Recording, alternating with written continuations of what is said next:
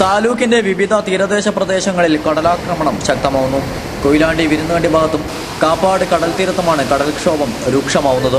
വിരുന്നുകണ്ടി കടൽ തീരത്ത് 30 വർഷത്തിന് ശേഷമുണ്ടായ ശക്തമായ കടലാക്രമണമാണ് നടന്നതെന്ന് നാട്ടുകാർ പറയുന്നു.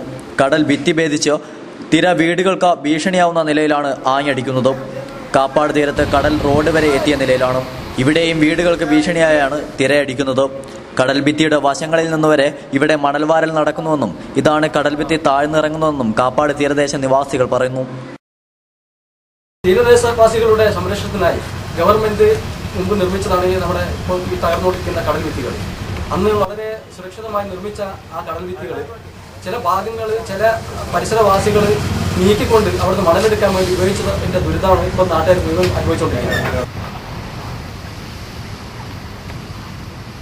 30 വർഷത്തിനിടക്ക് ആദ്യമായിട്ടാണ് ഇത്തരത്തിലുള്ള ഒരു കടലാക്രമണം ഈ വിരുന്നുകണ്ടി ഭാഗത്ത് നടക്കുന്നത്.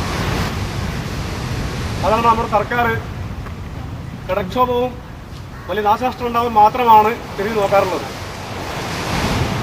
ഈ വർഷം വളരെ രൂക്ഷമായിട്ട് കടലാക്രമണം ഉണ്ടായിട്ടുണ്ട്.